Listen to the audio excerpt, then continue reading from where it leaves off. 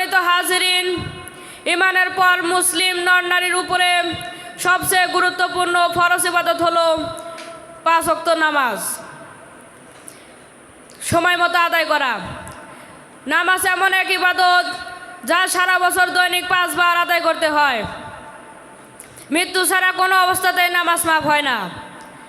কোরআনুল কারিমে আল্লাহ তাআলা ইরশাদ করেন, নিশ্চয় নিশ্চয় নামাজ মুসলমানদের উপর ফরজ নির্দিষ্ট সময়ের মধ্যে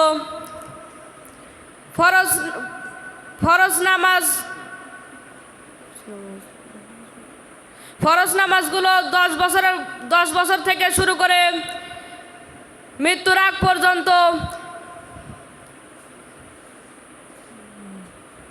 ফকির, বাদশা, মুকিম, গোলাম, মুসাফির, সুস্থ, অসুস্থ, শাসিত, আমির ওমারা সবার জন্য ফরজ। অন্য আয়াতে আল্লাহ তাআলা বলেন, হাফিজু আলাস সালাওয়াতি ওয়াস সালাতিল বুসতা ওয়া কুমু লিল্লাহি কানিতিন। তোমরা নামাজকে হেফাজত করো, বিশেষ করে মধ্যবর্তী নামাজকে, আর আল্লাহ তাআলার সামনে বিনীতভাবে দাঁড়াও। আর এক আয়াতে আল্লাহ তাআলা বলেন, ইমানদাররা অবশ্যই সফলকাম যারা নিজেদের নামাজে বিনয়ী ও নম্র। অন্য আয়াতে আল্লাহ তাআলা বলেন, নিশ্চয় নামাজ খারাপ ও অশ্লীল কাজ থেকে বিরত রাখে। অন্য আয়াতে আল্লাহ তাআলা বলেন, তোমরা নামাজ ও ধৈর্যের মাধ্যমে আল্লাহ তাআলার কাছে সাহায্য প্রার্থনা করো। অন্য আয়াতে আল্লাহ তাআলা বলেন, তোমরা নামাজ কায়েম করো এবং যাকাত প্রদান করো এবং রুকুকারীর সাথে রুকু আদায় করো।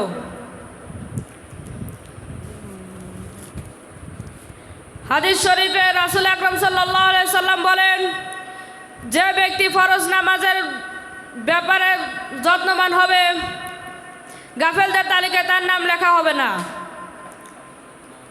অন্য এক হাদিসে রাসূল আকরাম সাল্লাল্লাহু আলাইহি সাল্লাম বলেন, 5 ওয়াক্ত নামাজ এবং 1 জুমা মধ্যবর্তী সকল গুনাহ মাফ করে দেয়, যদি কবিরা গুনাহ না করা থাকে।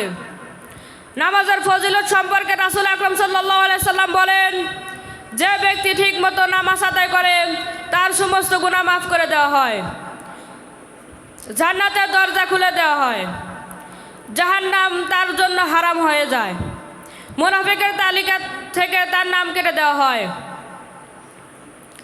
তিনি আরো বলেন, আল্লাহ তাআলা